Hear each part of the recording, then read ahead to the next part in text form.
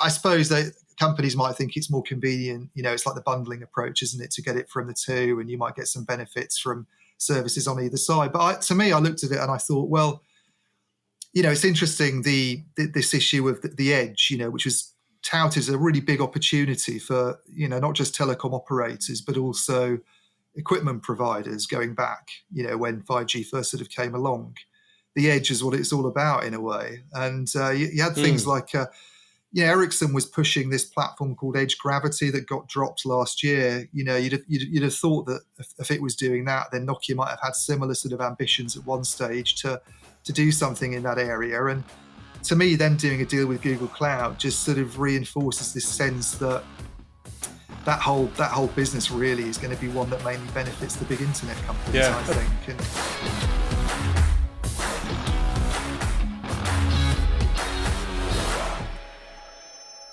Hello and welcome to another Telecoms.com podcast. We are, of course, doing it remotely again because no one's allowed to leave the house. Although I was allowed to leave the house for the first time this year, yesterday, because I completed my 10 days quarantine. So I go from quarantine to effectively quarantine, really. Except I do plan after this podcast to go and walk the dog, which will be the first time I've been able to do that this year. I've got some podcasts, funnily enough, to catch up on. So that's what I'll do. But yeah, I celebrated by going to Costco and Sainsbury's yesterday. And now our fridge is bulging. I'll tell you one thing, actually, not telecomsy at all. Costco does good ready meals. They do a good, because they're like semi-fresh. It's not like, frozen or even boxed. There's a special fridge of ready meal. They do a good lasagna, they do a good mac and cheese, and they do a good shepherd's pie. So if you can't be asked to cook, they do good. Anything involving mince seems to be a strength of theirs. Not being asked to cook is a feeling I have quite frequently, but it usually results in a takeaway. But they're so expensive these days that maybe Costco is the way forwards. I got quite a pricey Chinese takeaway the other day, but it lasted 3 days. In the end, I got the noodles. Yes.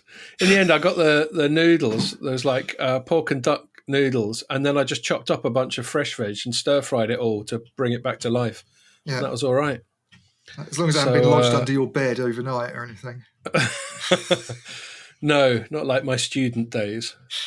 I was just reminiscing, actually. One time I had a mate crashed over my house when I was a student. I remember he crashed on the floor and he used a hand towel as a blanket. That's what savages we were. I won't tell you the other stuff we got up to. Plead the fifth on that. Anyway, so here we are. And what are we going to chat about? I think we've got to talk about the public cloud. So as we covered, I think in the last podcast before the Christmas break, I wrote a piece having a go at the public cloud there and got loads of trolling on the comments. And loads of people telling me I didn't know what I was talking about. And now at the start of this week, a social media platform called Parler gets just unilaterally cut off by AWS, Amazon Web Services, just by far the biggest public cloud provider. Just perfectly illustrating my point about how precarious it is to put all your eggs in one basket in that you can't control. So I think we'll talk about that. And we've also got one or two other cloudy things, which I think we can group into that chat. Then we're going to move on to OpenRAN, I think specifically in the UK context. There's been the government keeps talking about what a great idea it thinks OpenRAN is, but Ian and I, we're not convinced that the government knows what it's talking about beyond just crude politics on that one.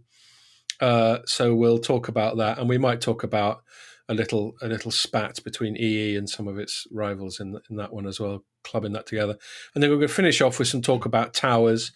Nothing particularly contentious, but there's been some M&A there, and it kind of slightly feeds into the public cloud narrative of, there are a hell of a lot of operators are now going to be reliant on third-party tower specialists for their infrastructure, and we'll chat about how great an idea that is.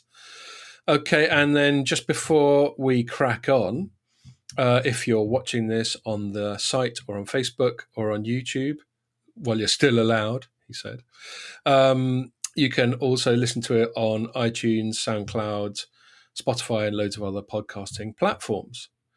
Cool. Well, I'm going to assume by the fact that Pierre's muted himself and hasn't butted in that he doesn't want to talk about who's been listening to the podcast a lot. So I'm just going to crack on. Right.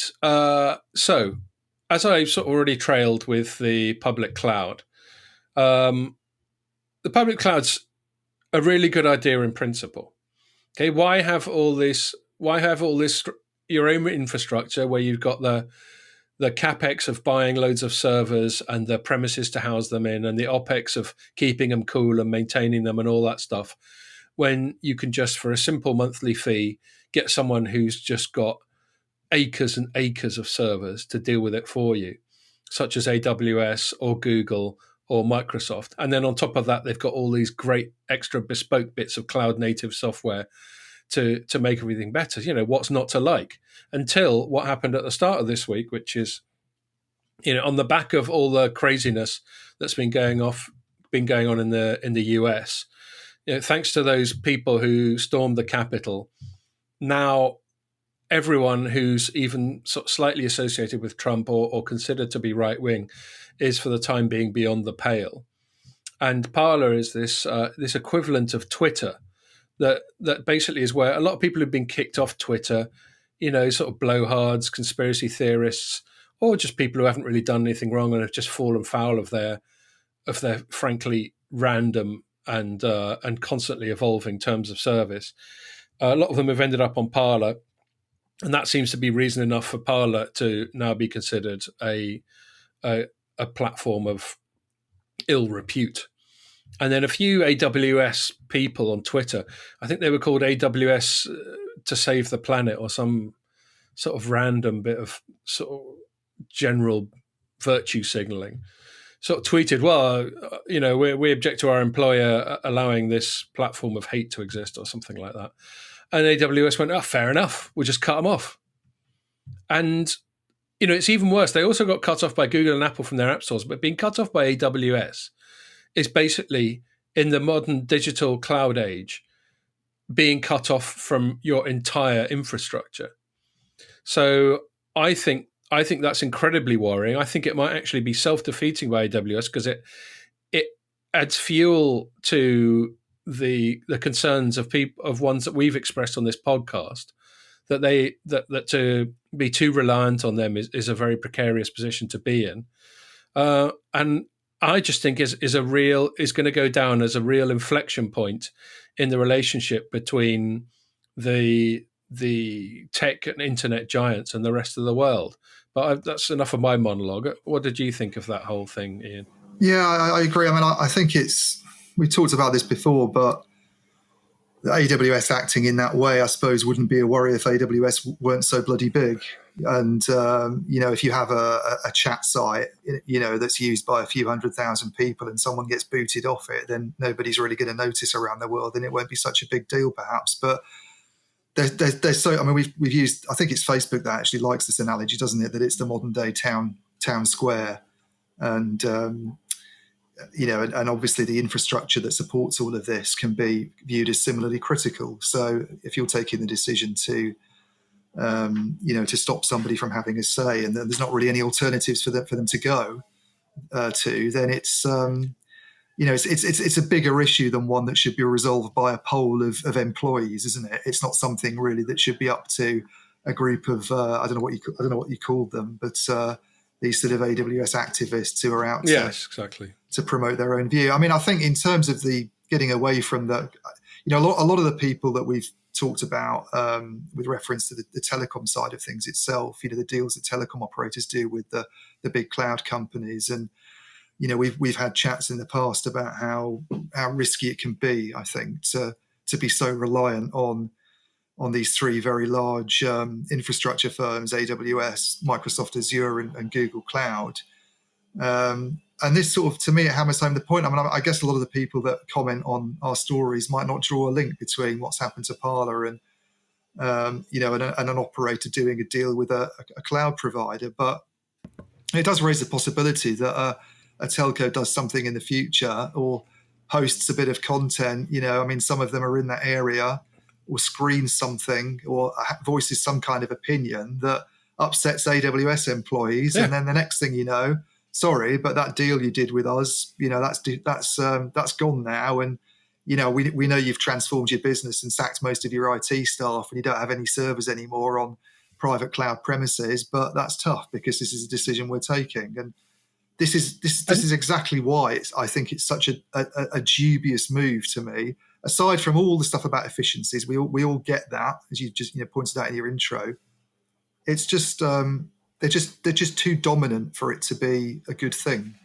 Too dominant and too unaccountable. I mean, that's one of the things that bugs me most about it all is the absence of due process. And I think a lot. I'm not going to get into the politics. Don't worry, Pierre. But a lot of what's currently happening in the US seems to be designed to suspend due process and make all decisions be based on a matter of emotion and tribalism and on a corporate level reputation management. I firmly believe that the only reason AWS did it is because it didn't want to be associated with Parler, which was being painted as a sort of right-wing extremist platform. And so to protect their own reputation, they cut them adrift unilaterally, immediately. I'd listened to an interview with their CEO. They were given 24 hours to sort some stuff out, which they did. And then Amazon went, nah, it's not enough. So that's the point. And of course, people are going to think, yeah, but that's Parler. They're just a bunch of extremists and fanatics there. That would never happen to a proper company. Well, how can you be so sure?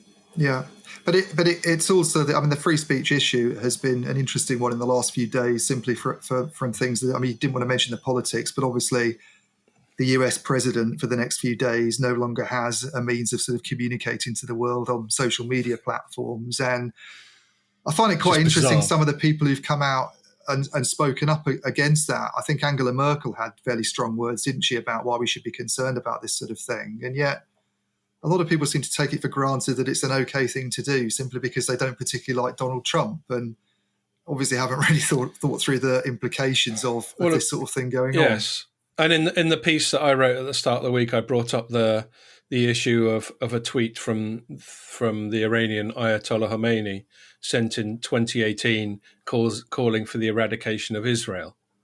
So Trump gets kicked off for saying things which may or may not. So the semantical issue right now is the word incitement. And this comes back to my due process thing, which is why I'm such a big fan of due process. The reason we have these Byzantine and often very unwieldy and excessively large legal system is because a hell of a lot of things are subject to minute interpretation. And so if the law says it's against the law to incite violence, then we have to define incite violence. Does incite violence mean everyone let's get together and make some noise?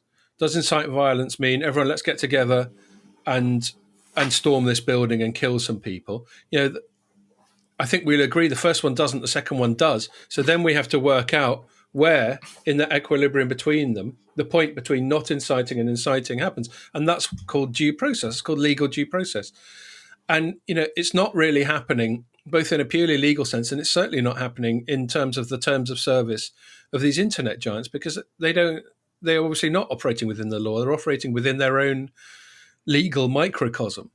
Doesn't the move itself have sort of regulatory implications, because they've gone, there's this distinction that's drawn, isn't there, I think, between the social media sites and what we call publishers, traditional publishers, people who put content up and take an editorial decision about Section 230. Exactly. And the fact that they're sort of overstepping the mark when they make a decision that they're not going to have a certain author, if you like, in this case Donald Trump on the site, pushes them into a kind of publishing role as opposed to the one that they've had. It could definitely be argued, and again, it would have to be argued legally.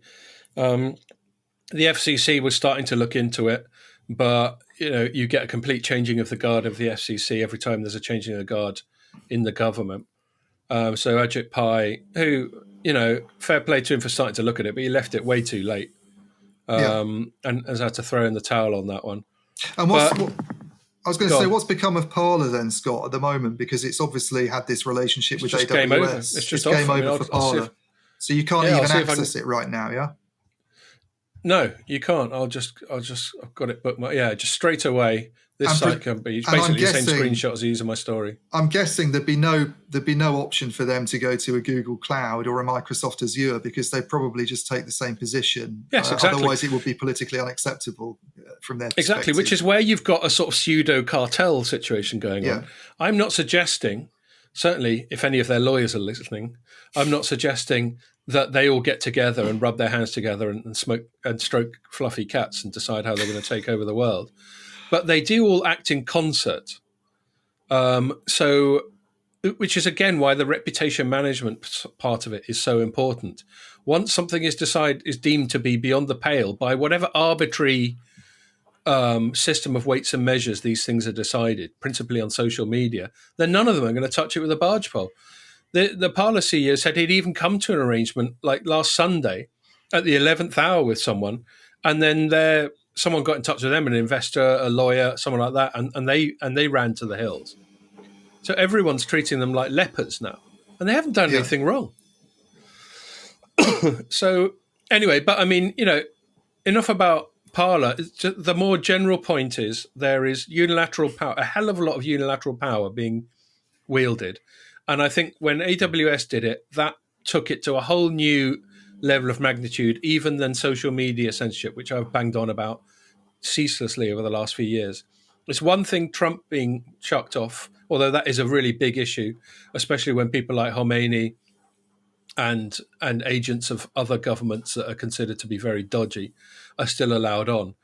But it's another thing to basically have your entire business, the switch flicked off on your entire business at the whim of a third party without any ability to appeal, without any due process. I think that should worry absolutely everyone. And sets a scary precedent for what could happen with with anybody else that's got dealings with those companies. Which is why I find it remarkable that when the sector that we write about, when telcos, which are increasingly doing deals with public cloud players, when they are striking those arrangements, a lot of this stuff never gets brought up. The fact that you have this tiny cartel, I don't want to say cartel because that implies there really is kind of collusion, but certainly an oligopoly, if you like. Maybe a cabal. Is a cabal a softer word than a cartel? I like the word. It's probably legally less problematic. So I'm going to look it up. What's the dictionary definition? There's been a lot of this going on with a secret political clique or faction. Yeah, I'll go with that. Yeah. Cabal. But there's been a lot of this sort of thing going on. I mean, one thing that happened, so I didn't write directly about the Parler story myself, but I did write about the public cloud a little bit this week in a deal between Nokia and Google Cloud. And this one, again, it's further signs of the sort of advance, I think, of the big cloud players across the global economy, if you like, into various different sectors, and shows how increasingly reliant companies are becoming on them, including telecom companies. So not just the operators themselves, but also the equipment providers are seeing them as sort of essential partners really now, I think. And it came only a few weeks after Nokia had already announced this fairly big deal with Google Cloud to do what to do the sort of thing that Parler had done, a lot of its IT stuff being hosted, and this would it's hoping this is going to lead to major savings. They'll be able to get rid of a lot of the kind of servers. They'll be able to probably cut staff. They don't want to say that. They've now done this kind of tie-up where it's more of an outreach to operators, really, where Google Cloud is going to be basically providing a platform for edge services, 5G based edge services, and Nokia contributes the kind of core network product side of things. And you could buy those things separately, but together they can maybe co-innovate. Maybe there's some benefits for companies. They used that word co-innovate in their press release, didn't they? Right. Yeah, that's probably where I got it from. I'd never actually used that myself, but never used such a wanky term. Yeah, terrible term. But I suppose companies might think it's more convenient. It's like the bundling approach, isn't it, to get it from the two, and you might get some benefits from services on either side. But to me, I looked at it and I thought, well, it's interesting, this issue of the edge, which was touted as a really big opportunity for, not just telecom operators, but also equipment providers going back, when 5G first sort of came along. the edge is what it's all about in a way. And you had things like, Ericsson was pushing this platform called Edge Gravity that got dropped last year. You'd have thought that if it was doing that, then Nokia might have had similar sort of ambitions at one stage to do something in that area. And to me, them doing a deal with Google Cloud just sort of reinforces this sense that whole business really is going to be one that mainly benefits the big internet companies, I think. And it gets a sense that they've kind of thrown in the towel. It's the throwing in the towel. On being the leaders on that. Exactly. It's we can't quite recently, as a year or so ago, they were talking about kicking ass on the edge and that sort of thing, weren't they? Edge Gravity, I think credit to Telecoms.com, I think first broke that story that the whole thing had basically been shut down. It wasn't Ray, was it? I think it was Ray, yeah. But that was all right, that we'll wasn't give that a bit long of credit. ago. That was only about 6 months ago, I think 7 months ago, and it was a bit below the radar, but it just didn't get the traction it needed, and the sense was that Ericsson and presumably Nokia as well just don't stand a chance of competing against hyperscale companies in this particular market, in the edge market. It's almost an extension of the cloud itself, isn't it? So another concession. So now Nokia is dependent on Google for its own infrastructure and is now dependent on Google to sell cloud services to operators. Exactly. What else is it going to have? Is it going to outsource its toilets to Google? Yeah. And it reminded me of a deal that I wrote about a few weeks ago. You probably did as well, Scott, when Vodafone, I think, announced a tie-up with AWS on the edge. I think they're planning on commercializing an edge-based 5G service this year in the UK, this spring, and then one in Germany. So, and I think the platform they use in that case is called something like Wavelength, where they put this into servers that are in particular locations, and it means you can cut the latency down from sort of 60 or 70 milliseconds. Yeah, which all makes sense, doesn't it? It all makes sense, but it's there was a time when you kind of did wonder who'd come along and provide the platforms that allowed you to do that, and it was not a given at one stage that it would be the internet companies, and now it's almost sort of taken for granted that this is an opportunity where you have to either tie up with AWS or Microsoft or Google, it seems, to be able to do this kind of thing. And I think Google's platform's called something like Anthos, but it sounds like the same sort of thing to Wavelength, really, in lots of ways. And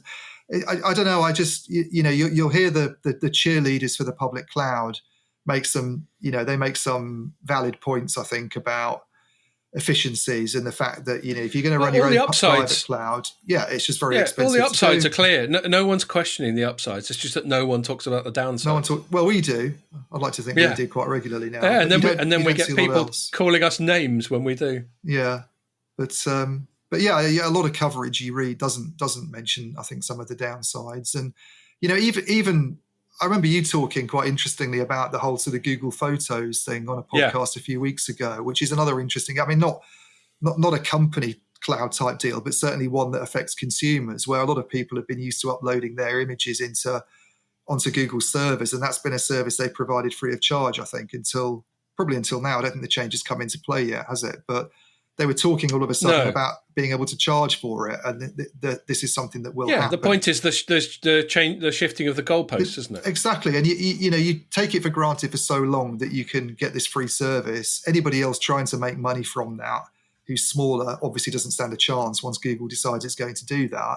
And then all of a sudden, when all those guys have given up any sort of business plans they might have had, they say, "Oh, actually, we're going to start charging for this in the future." And it's a price rise, basically, isn't it? Where there wasn't a price rise before. And exactly, and as you rightly say, Ian, the critical bit is it's after people have gone all in. After people have gone in, and they're now going all in on these cloud deals, and you sort of think to yourself, well, what's going to happen in the future? I mean, Google and Microsoft and Amazon don't want to squeeze their customers so hard that they're going to go out of business, obviously. But they are in a controlling situation all of a sudden. You've gone from a position of being a landlord to being a tenant, haven't you? Essentially, I think we use that analogy quite a lot of times. Yes, we have. I always sort of bring it up in stories as well. That reference, I think, is a good one. But there doesn't seem to be much in the way of regulation and legislation to stop those landlords becoming problem landlords. Like, to stretch the metaphor, being the kind of landlords that just let themselves in. And uninvited. The thing I don't get from a regulatory perspective is why why regulators and why the companies themselves, why the telecom companies themselves aren't more sort of concerned about this. I mean, it's almost like they've just given up and accepted that this oligopoly exists and we have to work with it. I think it's short-termism. And you don't get this in other areas, very much at the moment in the radio access network market. We're going to talk about this, but this issue with only 2 suppliers, only 3 suppliers, what a massive problem that is, only to have 3 suppliers. I mean, I agree, but potentially I think it's a problem. But why is it not a problem in the public cloud market that there's only 3 suppliers? Well, there is a long tail, and that's where I think there's hope. I think in the West, the 3 big ones account for something like 2/3 or maybe 4/5 of the total market. I think AWS is like half by itself, and then there's about a sixth is Google, and about another 10th is Microsoft, or something like that. And so there is a long tail. And I guess the biggest hope is that will grow, and there'll be other players. But there's the other problem is you've got this high barrier to entry. The reason telecoms is so heavily regulated is that there's such a high barrier to entry that the only way you can protect the interests of consumers is to regulate those that have entered the market. I don't see that kind of thing applying to internet infrastructure right now. Are you there, Ian? I saw you. I was sort of winging it because you kept phasing out. I wasn't sure if I was just talking to myself. you were frozen on my screen, and then I. Oh, and you were frozen on mine. I was hoping you'd come back. You didn't, so I thought I'd drop out and come back in again. But okay, that's weird because you were frozen on my screen. Such is the downside of doing it not in the studio, but. Yes, well, there we go. But I was kind of waiting for Pierre to say, you're just talking to yourself, you mad bastard. Yeah. I've got one more thing to say on that, actually. It gives me a chance to give a shout out to a mate.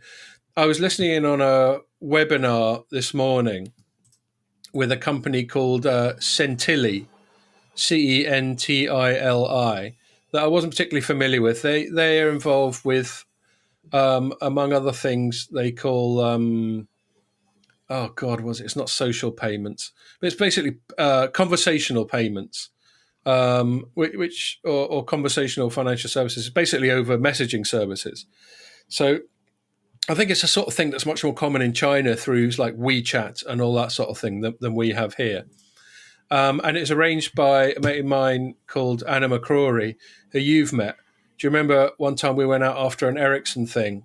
Yeah. And we went to Carluccio's, and there was that analyst who got completely off his tits. There was a drunk analyst with us. Yeah. So Anna was there. So Anna, if you watch this, shout out to you. She organised that, and it was interesting. And there was a Q&A bit, and I basically asked the same question in both Q&A sessions, but one was B2C and one was B2B, which was, on a B2C level, they're bigging up doing financial services over like OTT apps. They didn't mention any, but I suppose typically WhatsApp or something like that. And I was going, but isn't one reason that people are going to be reluctant to do it, that this current trend of being frozen out of platforms? For example, you've got, and it's not just social media or messaging apps. It's things like Patreon. Loads of people have been kicked off Patreon, which is like a crowdfunding site, because of stuff they've done completely unrelated to Patreon. I think MasterCard's even started disconnecting. I mean, I think, I'm not making any comment about the nature of their industry, but the biggest porn site in the world called Pornhub, I think MasterCard's just cut them off because they don't want to be associated with them. I'm certainly not going to litigate the pros and cons of that, but it's just yet another example of people who own the platform, in this case financial services, cutting people off. Yeah. Anyway, so I mentioned that, and then on the B2B side, I flagged up the AWS Parler thing. And one of their execs sort of came back and said, look, the flip side of the Parler thing is Parler probably wouldn't be able to exist in the first place if it wasn't for AWS. In other words, with such a small budget and such a small headcount, they wouldn't be able to operate at global scale without something like AWS. And he's completely right. But that just led me to comment, okay, so the cloud lowers the barrier to entry, but it turns out it lowers the barrier to exit as well. Yeah. And he had to concede that point. Yeah. So I think Yeah, I mean, that's you can't. The cloud's created a very different type of economy, and it's destroyed a lot of jobs in the process, and it's destroyed a lot of industries in the process, and that's going on through the pandemic. And what we see happening to the high street is a total transformation, and possibly high streets in the future will just be a few experience centres, a couple of leisure establishments, and one or two remaining pubs if they don't all get out of business while we're in lockdown. pubs. But they can't then turn around and say, oh, hang on a minute, we've made it easier for everybody else to get into doing the cloud, and therefore we have the final say on who gets on and who gets off. It's that just makes them sound even more sort of megalomaniacal, I think, and sinister, really. So it's totally okay. All right, well, we've done that one. You perked up when I said pubs. Then I noticed. Yeah, I know, pubs. I know. We've had so many false starts, haven't we? Yeah. Where we've been allowed back to the pub. Do you remember after the first lockdown, people were really reluctant to go to the pub because they thought it was going to be carnage. I remember going out in Hitchin, it was dead. We were about the only people in the pub. I couldn't believe it. Pretty much the same. Our trips to London have been the same, though, haven't they? They're not very busy. Yeah. In this sort of. It's amazing how much inertia there is with sort of behaviour. Yeah. So essentially, they've almost been not doing proper business for a year now. It's getting on for close to. I know. I'm hoping March, but maybe that's too optimistic. March, do you know what I mean? Yeah. I mean, if someone had told you a year ago that you'd be grateful if you were allowed to go to the pub in 2 months' time, you'd have laughed in their face. Yeah, I know. And then meanwhile, back to the topic we were just discussing, that the big web platforms have had their best year ever. Yeah. Yeah. Probably especially Amazon. Although Elon Musk's now the richest man in the world. I don't get that, really, to be honest. No, it's just on the share price of Tesla, I think. The relevance of Elon Musk to most people is pretty minimal, isn't it? Really? Zero. But, but maybe he's the kind of guy who'll chuck a few bill at some alternative platforms. People like him and Peter Thiel, because they were in business together, they were among the creators of PayPal. Yeah. And Peter Thiel's like the rare example of a non-lefty Silicon Valley type. Maybe they'll get together and just go, fuck this. We need a counterweight. Let's see. Right, OpenRAN. So we talk about it quite regularly, but the reason we talk about it quite regularly is it's probably the single most significant sort of mega trend going on the telecoms kit sector. Yeah. I think I'll sort of hand it over to you straight away. What have you been writing about this week that concerns OpenRAN? Yeah, I mean, I tuned in yesterday to another one of the UK's increasingly frequent parliamentary sessions on telecom, and a lot of it's to do with debating this new telecoms bill, I think, which is sort of coming in to firm up some of the anti-Huawei legislation, I guess, that was proposed last year. The kind of 35% cap by 2023 on Huawei and the 5G network, and then a complete ban by the end of 2027. And you can't now buy any equipment, I think. So it's they're obviously, the UK government, having done this, they're sort of looking for alternatives. One of the worries about the move all along, and it's a much more extreme form of restriction than just about any other country has imposed outside the US. Maybe Australia is comparable, but they're obviously worried about the fact the market could just turn into this duopoly where you just got Ericsson and Nokia selling 5G and mobile access infrastructure. Yeah, this is the thing. There's almost like a disconnect with reality, I feel, when you sit in on some of these parliamentary committee sessions. They, what I've increasingly noticed at the last few, and particularly the one yesterday, is how much OpenRAN has kind of risen to the fore. And, we write about it a hell of a lot, and we know as much as anybody, I think, who's not actually involved in engineering or anything, what the challenges are with that technology. And you talk to the operators, the fact is most of them are still pretty wary of it. They're enthusiastic, but they're wary of going for it on a kind of mass market scale. So outside a couple of greenfield scenarios, really, Dish in the US and notably Rakuten in Japan, there's not really that much that's happened. And and increasingly, I think it's very, very unlikely that anything will happen over the next few years, because Yeah, and I did this. This was really sort of hammered home with me, I think, on a call I had with a few other journalists, with Robert Finnegan, who's the boss of 3UK, just before Christmas. It was one of those get-togethers I have with journalists. You used to go out and get drunk with them, and now they send you, a bottle of gin through the post and ask you to get on a call with the CEO. Oh, is that what happened? The three sent Yeah. you gin, did they? They sent gin. They did a gin tasting, actually, with some guys from Manchester Gin, which is like a really good sort of boutique gin maker up in the north. But they also put the CEO forwards at the start of it for about 15 minutes to answer questions and sort of give a roundup. And he got asked, not by me, I should say, but he got asked by another journalist what his thoughts were on OpenRAN. And I'd already asked people at 3 about this, but they'd not really sort of expanded on the point. And he basically said, look, we think it's more of a 6G story, because most operators have already chosen their 5G kit suppliers. They're not going to, to introduce OpenRAN would mean undertaking a fairly costly swap at a stage when you've already settled on who you're going to use for the next few years. You've probably already had to take out Huawei equipment. So you've already had to incur some costs for equipment that hasn't been given chance to depreciate, some of the 4G stuff they're having to remove. Are you really, in the next 2 or 3 years, going to want to go through this process again of bringing in new suppliers or new equipment that means having to take out some of what's been installed? And it's a really valid point. He was sort of saying, that it's more likely to be sort of 6 or 7 years. And the interesting thing was the remarks came not that long after Howard Watson, who's the CTO of BT, had said similar things. He was asked about BT's interest and kind of said, well, for us, it's probably going to be late 2026, early 2027 before anything really happens at scale. And he was on the call yesterday as well, talking about it even more, and made some other really interesting comments as well, actually. I mean, a lot of people think OpenRAN is this opportunity to have networks where you've got several vendors, all sort of working in tandem and competing alongside each other. You've got this sort of multi-vendor setup. And he basically said, we probably don't want more than 2 vendors in the radio access network, because it's just too confusing. It just gets too much of a sort of maintenance headache for the people doing it to have more. So it's nice to have the choice, obviously. But what it essentially means is that any of these OpenRAN companies that are coming along, they're going to have to. They're not going to have to sort of slot in alongside Ericsson and Nokia. They're actually going to have to replace them, which is a massive if. It's fairly small companies next to the equipment giants being able to convince an operator that they can come along and take over from an Ericsson or take over from a Nokia.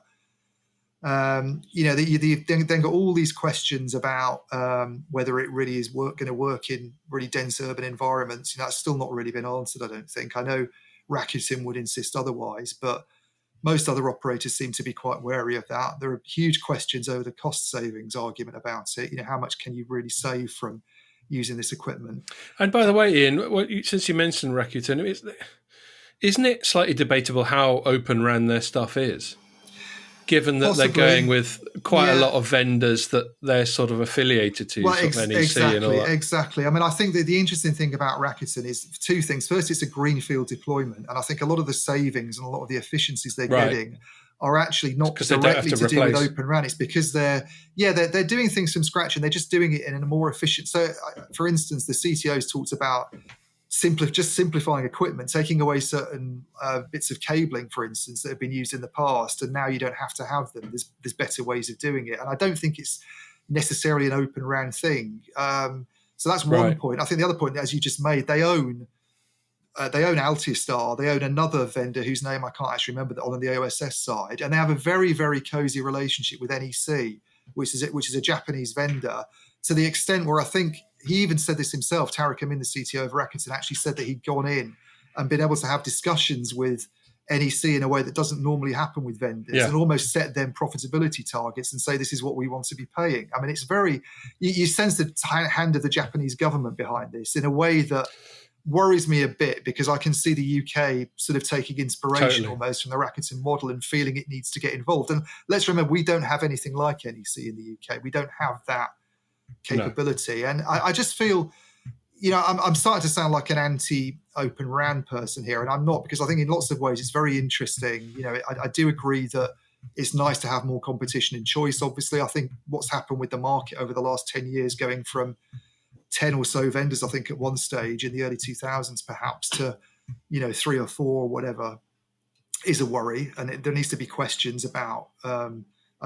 And obviously, the operators aren't happy themselves. I just feel there's this kind of, I don't know, what does Gartner call it? There's this sort of hype cycle thing that it's got. Yeah. The peak of inflated expectations. We really seem to have reached that point, and I'm kind of sensing we're going to head into this trough of disillusionment now. And the UK government, and it's not just the government. It seems to be politicians across the political divide actually who are very enthusiastic about this.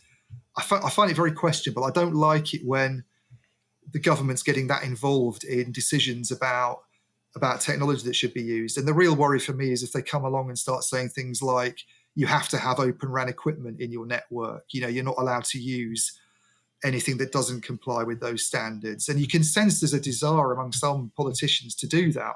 From listening to some of the questions and the comments that were made yesterday in this parliamentary debate, they're doing things like some of these trials. I think you wrote about this, Scott, but aren't some of the trials that involve I was just going to bring that up. Yeah, I mean, why don't you take over, because I've been wittering on. Well, that's all right. You're not wittering, mate. It's all very profound.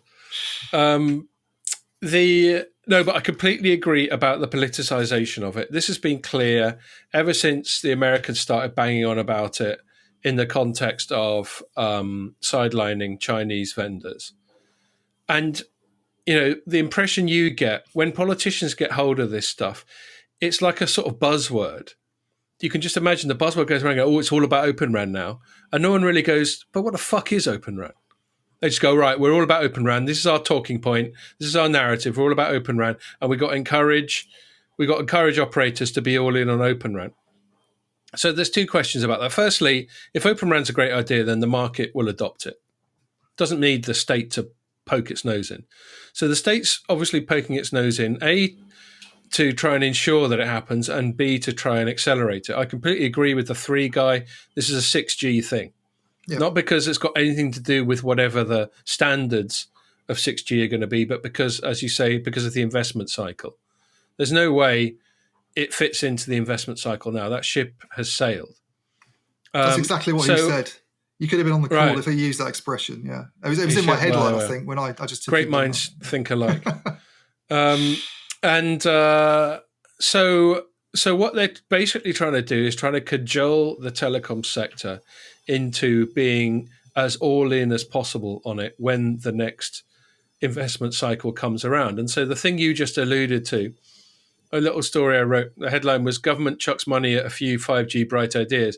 And they found 28 million. Where they found the cash from, I don't know. But then money's kind of meaningless at the moment. They might as well have chucked 28 trillion at it. They found 28 million, and they're basically they're having little competitions where people around the country go, "Look, we're going to do this with 5G. We're gonna have an IoT robot monkey that's going to entertain children or something." And they go, "Yeah, all right, sounds like a good idea. Have a few mil, see how it goes." And the superficial purpose is to sort of incubate 5G bright ideas. And the headline one typically was something being done by the BBC. They've got a new natural history series called The Green Planet with David Attenborough. And David Attenborough in the last few years has gone from natural historian to just green activist. And all he really does is lecture us all on how sinful and wasteful we are. It's all become quite tiresome, and I think it's time he retired.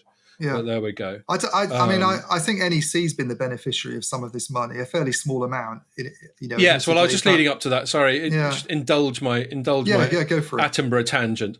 But yeah, they're coming up with an AR app to accompany this Green Planet series, where you're going to have a holographic Attenborough lecturing you in 3D.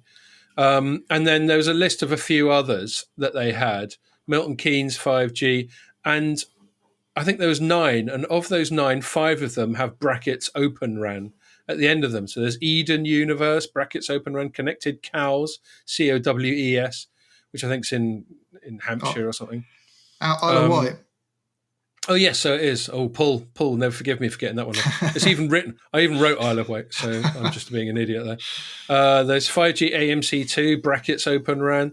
There's Live and Wild filming with 5G, brackets OpenRAN. So there's all these ones with brackets OpenRAN. Actually, the Attenborough one isn't brackets OpenRAN, so that's not so good.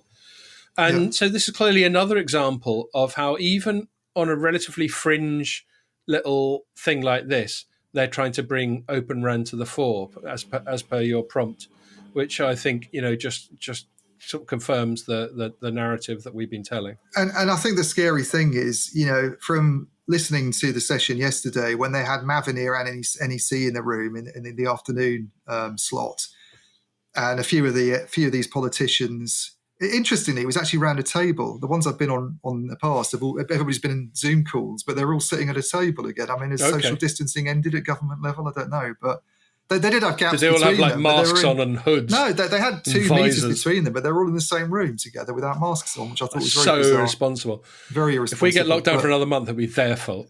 Exactly. But the questions that were being asked made me think these guys don't really understand what OpenRAN is. I mean, I often struggle with it. I make cards on the table. I did an arts degree. I'm not an engineer by background. You talk to people who are very, very technical about this and try and get them to explain it, and it can get confusing. But I think I've got a basic. I think I've got the basics of it. Did English and history, joint major. Ah, yeah. What'd you get? 2-1. 2-1. Do you know what degree I got? Subject and grade. I'm not going to say it because you have told me, but we're on. No, I don't mind saying it. So the subject was microbiology. I need a subject. But I got an ordinary, which is less than a third. I didn't even know that existed, but.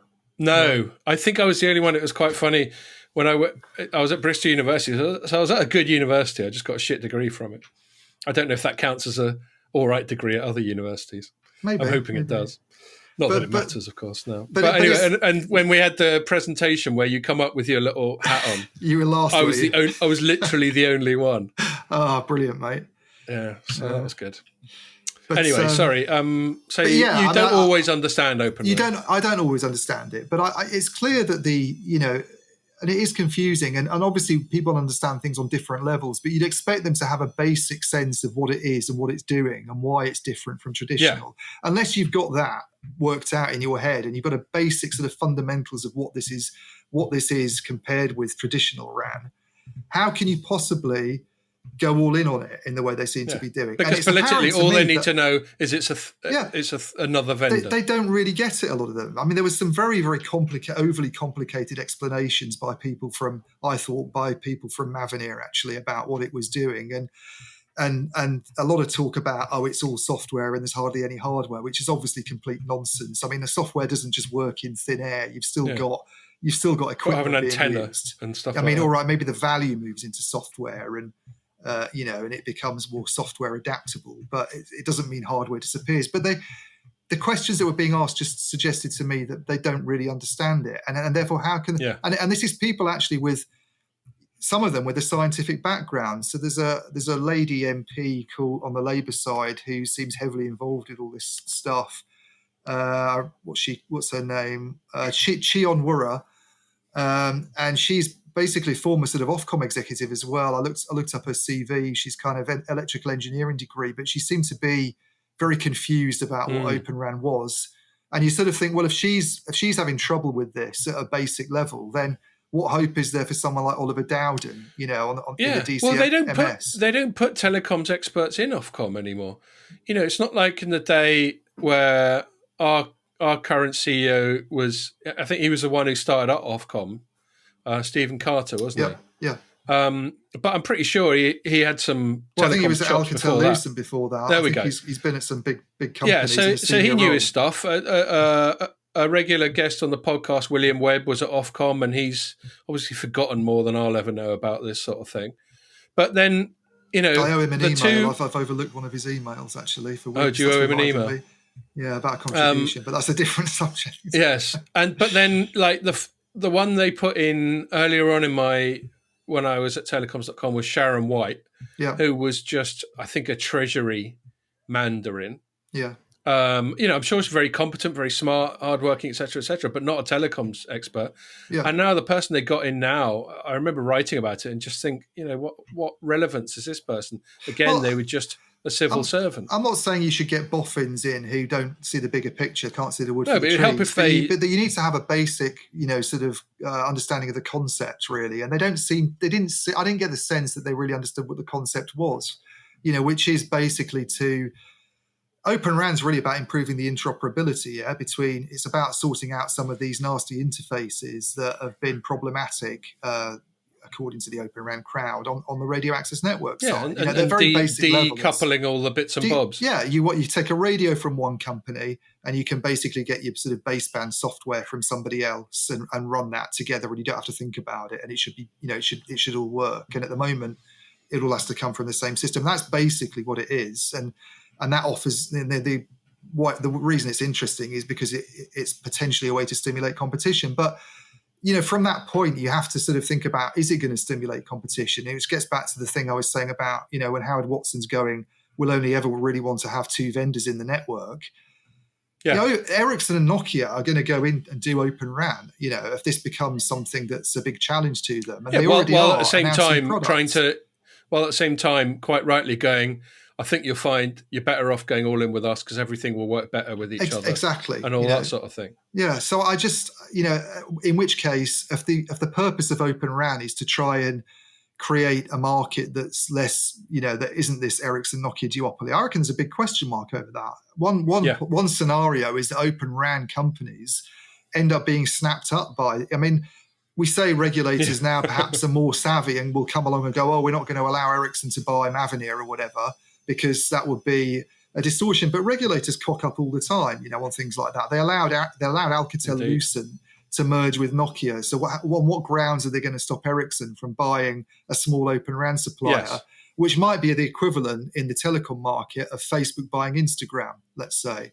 It could be a similar sort of thing, a similar big fish swallowing a little minnow that doesn't seem like it's going to be distorting, but actually, it has a big impact. And I think those sorts of things need to be understood properly, because otherwise Open RAN isn't really doing anything, is it? If its whole purpose is to try and foment competition, then why are we bothering with it, sort of thing? And and I think, as I wrote when I was covering all those little projects, I was basically saying, because it's become politicized, and you can see how people play the government and the public sector, because it's become politicized. Now all you need to do is stick Open RAN onto any old bloody project you come up with, and chances are the government will give you a few quid. Yeah.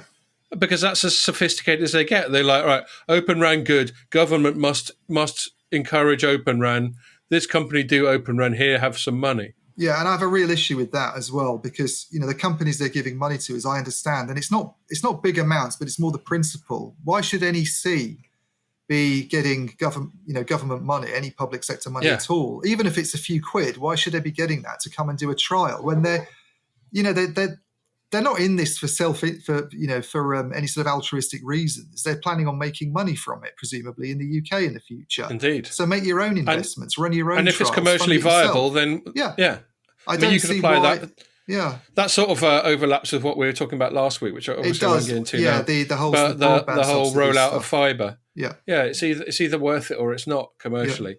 And I think that's the point. And actually, one other thing before we move on to the final topic, I want to briefly mention is EE is one of the partners in that David Attenborough tree hugging AR app, and while I was just looking into that, I also saw that their consumer head, BT's consumer head, i.e. the EE head, Mark Alera, had made a blog post basically saying all our competitors are talking shit about their 5G claims. And this coincided with them saying that they've just launched, we always get these press releases going, EE launches 5G in some backwater that no one gives a shit about. And it was one of those, except the people who live there, of course. And he was basically going, one rival says they've got the highest number of 5G locations, but they've actually got coverage levels lower than EE's in many of those, which is quite a good dig, but it's also a bit logically incoherent because they're not saying, he's setting up a straw man there, basically. Another rival claimed they had the best 5G in London, but they were quoting results of a report that tested only where they had a strong signal. So he's accusing his rivals of selective use Vodafone, of data. isn't it? Right, yes, most probably. And then he goes, a third rival that claims to be the, quote, best network before telling you in the small print it's actually an award for customer service. That could be the O2 press release that came out today. Anyway, he's clearly had a pop at all three. And I thought that was all fair enough and good for him. And it makes for a good, fun thing for me to write. And it got a nice lot of reads. And I even said at the bottom, anyone else wants to have a pop, feel free to get in touch with Telecoms.com. I'll write it up every time. But he does leave himself open. You know, they all do it. It's marketing. Alera's a marketer. He knows the game. Yeah. They all cherry pick data that puts them in a positive light. So I don't know how wise it was of him to pick this fight because it might come back and bite him on the arse. And just one other little quirky from that, actually. So O2 on the same day issued a completely equivalent one going, we've launched 5G here, here, and here. Aren't we doing well? And three of the places they said they'd launched it were Bournemouth, Cheltenham, and Southampton. And I went onto their own coverage checker. And in each case, and I took a screenshot of it, in each case it said, sorry, we do not have 5G coverage at this location. So Brilliant. That was just quite, presumably they do. And just the coverage checker people hadn't got the memo. But that's pretty embarrassing for them. So, presumably if anyone read my story. Yeah, if anyone read my story in O2, presumably there were some words exchanged. Anyway, so last one, we'll keep it relatively short and sweet as we've done nearly an hour already. Yeah. Towers. So the big tower, we don't talk about towers that much because, quite frankly, they're boring, aren't they? I mean, they're towers. They're kind of boring. It is. Yeah, it sounds like it's boring, but in some ways, persuade us otherwise, Ian. Well, it's obviously very important infrastructure because it's where you put your equipment, So you need these things to put your base stations up and to be able to provide a service. So if they don't exist, then you're in trouble. And what's been happening for the last certainly year, probably going back a little bit more than that, is this sort of shift to spinning off towers.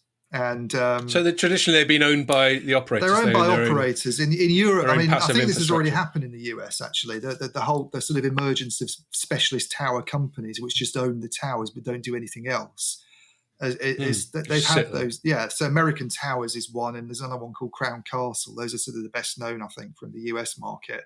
In Europe, it's tended to be the case that operators have owned their own towers, and what's happened is because European operators are basically in the shit, and they, they face huge, massively competitive markets. Last year's coronavirus pandemic, even though telecom wasn't the worst hit sector, it wasn't ideal. Roaming revenues fell quite a lot. There was quite big declines at some companies. Actually, they're spending a huge amount of money. Everyone's tightening their belts. Everyone's tightening their belts. They're spending a huge amount of money on 5G spectrum licenses. They're having to build 5G networks and buy all the base stations for that. They're rolling out fiber. They got huge debts. You look at Telefonica and its debts are sort of 3 times its earnings, I think, annual earnings, which isn't an ideal situation to be in. You get interest rates go up in the future, then they could be toast. So they're basically what's happening in Europe is this move to unlock value, they like to say, I think, unlock value from the towers. Which means flog stuff and raise some cash. And so Vodafone's probably the clearest example of a company that's hived off its towers into another holding company. And what they plan to do is the valuations, by the way, that are attached to these towers companies is very high, which is what's prompted Vodafone to do what it's done. So if you look at a tower specialist called Cellnex, which has spent much of the last year running around buying towers off tends to be off smaller service providers. They're Spanish, and they've bought a load of towers from Iliad, which is a French service provider. They bought a load of towers from Three, and they now own about 100,000 towers. I think it's about a fifth of the total amount of towers in the whole of Europe, actually. Wow. Are owned by Cellnex. And their value is something like 24 billion, I think, their market cap, which is more than Telefonica, interestingly. Wow. so their revenues, with the first 9 months of last year, their revenues were about 1 billion. Telefonica's was something like 40 billion. Yeah. And yet they're worth more. So why is it? Why? Well, I think it's investors. So you look at the share price trajectory of Cellnex, it's gone up like a sort of roller coaster on its way to the top before it drops down again. For the last 5 years, they've sort of quadrupled in price over the last 5 years. That's why they were able to keep buying stuff. Yeah, and I think that investors, the reasons financial investors like the look of towers companies is because they're a sort of safe long-term bet. They attract a very specific category of investor where they know that connectivity isn't going to go away. Yeah, it's becoming more important. Probably more tower infrastructure will be needed. With 5G, people talk about densification, which might not happen that much in some markets, but there'll probably be some need for it. Service providers need somewhere to put their equipment. And the job of the tower specialists, they're basically just landlords. They get the towers, they need to maintain them and look after them. And yes, they might build some more towers, they might make some investments that way. But they're basically just there. Once they've done that, they're just sitting there. By the way, I can hear your washing machine now. It's on spin cycle, isn't it? Yeah, it is. Is it annoying? No, you were asking earlier whether we could hear it, and I couldn't. But that's in case listeners are wondering what that whirring sound is, I'll you haven't got a killer robot. Yeah, don't worry. Go ahead. But the investors obviously look at this as a reliable source, very dependable source of income that's going to last forever, and it's not going to. Whereas operators face all these existential questions, don't they? What should they do? Should they sell infrastructure? Should they try and compete against web companies? Should they form partnerships? Should they become banks? It also occurs to me, Ian, that it's a rare example to buy into unregulated infrastructure. Well, this is the other thing, levels of regulation. Buy into water or electricity or whatever. Yeah. That's heavily regulated. For sure. So all the regulatory threats that normally go with telecom as well, all the kind of scrutiny they face is an additional thing that these towers companies just seem to have sort of escaped at the moment. So they're a very attractive proposition from a certain type of investor perspective. And Vodafone's obviously looked at this and thought, hang on a minute, we own a lot of towers. We can monetize this. We can attract capital from we can spin it off basically, keep control of it, but also get other, have an IPO and raise capital basically and sort of unlock value, and it will support fundraising, and we can pay off debt, and we can improve our balance sheet. So that's what they've done. What was it? Vantage? Vantage Towers is their one. And then now there's talk of, among other European operators, doing similar things. I think Orange has made suggestions about doing this. Telefonica already had its own towers subsidiary, which doesn't own all of its towers. So the stuff it does in the UK, for instance, is quite separate. And it's in a joint venture, I think, with Vodafone. Am I right in saying Vodafone and Telefonica are the two companies that own Cornerstone? Anyway. Don't ask me. I don't know what I'm talking about. Telxius basically owns towers in Latin America as well as Germany and Spain. I think about 30,000 across these markets. And until this week, they had 50.01% in that business. They had control of it. Until all of a sudden, they announced this, took me by surprise anyway, surprise deal with American Towers, which I mentioned earlier, one of the big American companies, to sell the entire stake for about 8 billion euros. Right. And its share price, Telefonica's share price, of course, shot up by 10% on the day that announcement was made. They reckon their debts are, going to fall by several billion as a result of this. Improves the ratios that everybody looks at. What's not to like? And what's not to like to me is that basically, and it's very much ties in with where we came in talking about the public cloud. To me, it's another example of operators basically ceding control of something that I think has a lot of strategic value. And it might not seem like it might seem like a no-brainer at the moment because they've probably got a very good arrangement with Telxius for renting this equipment. They're able to pay off debts. It's not as if their actual service provider business is going to be upset or affected by this. But at the end of the day, it's property they own that they have control over. They're not only removing themselves from an opportunity to do what Vodafone's done, for instance, and actually have that as a source of revenues in the future. Setting themselves up as a towers company and perhaps doing what Cellnex has done. But they're also at the whim potentially of another company. What's to say things might change to a position where prices could go up. Where who knows? But you're depending. You're making a certain set of assumptions that things will go well in the next few years, and that prices aren't going to increase, and that we're not going to regret losing control. But I don't know. If anything, you're even more dependent on them. Look, what if Cellnex or American Towers turns around and goes, like Netflix keeps raising its prices, but every time it does, you can go, oh, tenner a month. No, that's too much. And I've watched most of the shit on there that I want to see anyway. And you can just bail. If I'm But if Telefónica's CEO, he's probably rationalised it like this. I mean, for a start, if you bring American Towers into the market, and I think it did have a presence before, but not very big, as a sort of counterweight to Cellnex, immediately you're improving the kind of competitive landscape for towers by having a couple. But that's what I was just going to lead up to. Right. If all your kit is hanging off American towers, yeah, and then they suddenly say, right, we want more money for it. You can't just go, fuck off, we're going to Cellnex. I mean, it's not as simple as that. What if they buy Cellnex? What if American Towers merges with Cellnex? Well, that as well. But this is why it's slightly anomalous that they're not regulated, because obviously the barrier to entry is very high. You can't just set up a new tower company and go and build. I wonder whether regulators will start to take more of an interest in this market now. With this sort of thing happening, that if there's consolidation in the towers market, then you've all of a sudden got a risk of prices going up. And if there isn't consolidation among service providers, and there's still a lot of demand for space on these towers, that's even more pressure on prices, to potentially drive them up in the future. So I don't know. I just see it as a bit of a risky move. And the other thing is, this is obviously something operators have thought about a lot, because Vodafone is very clear that it doesn't want to lose majority ownership of its towers. This is one thing it's said about Vantage Towers. I think Deutsche Telekom, which is it's the only owner of its own sort of towers business, which is called something like Deutsche Funkturm. They have that as a kind of separate entity within the Deutsche Telekom group, but it doesn't have any other shareholders as far as I'm aware.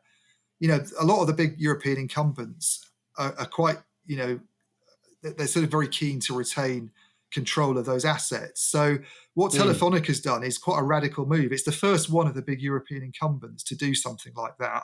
Even though we've had Iliad, we've had some of the smaller players selling theirs. It's a really big step, and I just wonder whether it's something that looks good now but might not look so good in a few years' time. Well, I think it's fair to assume they wouldn't have done it if they weren't in so much debt, and this is basically what happens. It's a mixture of it's sort of a cash flow thing. I remember back when I was covering more sort of smartphones, and when Nokia was having a nightmare, because it was like 10 years ago when iPhone and Android were just decimating its handset market share, and they owned their own Nokia towers in Finland, and they flogged it, and they did this thing which companies often do, which is sell and lease back. Yeah. And you could even apply it to a person. Let's say you were really short on cash, and you own your house, and someone went, all right, Ian, I'll tell you what, I'll give you a few $100,000 for your house, but then you got a promise to rent it off me for the next 10 years at $2,000 a month or whatever. And you're like, okay, I mean, I quite liked owning the house, but those few $100,000, I've been really into online gambling. I'm heavily in debt. I've got Hatchet Harry coming around my house threatening to kneecap me if I don't pay up. So do you know what? I'm going to take it because it solves a short-term problem. And so, yes, it's sort of short-termism, whether it's short-termism by design or short-termism because it's forced on them by their reckless sort of investments in the past. And I think we can all agree that in perfect circumstances they wouldn't do it. So they're kind of forced to, and we'll see how it turns out for them. It may well pay off because if they can get rid of this debt, then they've got better cash flow, they've got more working capital, they can invest. They'll probably argue when they do these little PowerPoint presentations, they'll argue about core competencies and go, babysitting towers isn't a core competency for us. Instead, creating new digital services and IoT and clever 5G shit is. So which is something they've never done very well. No, but we want to give ourselves. Yes, we want to give ourselves the best chance of doing it well for once. So that's there. But yes, I think we haven't really chatted about this before, but I think the concept of towers as unregulated infrastructure and how they fit into the broader sort of narrative that we spoke about with respect to the public cloud of basically putting yourself very much at the mercy of a landlord that could decide to shift the goalposts at any stage. I think that applies here as well. Yeah. Cool.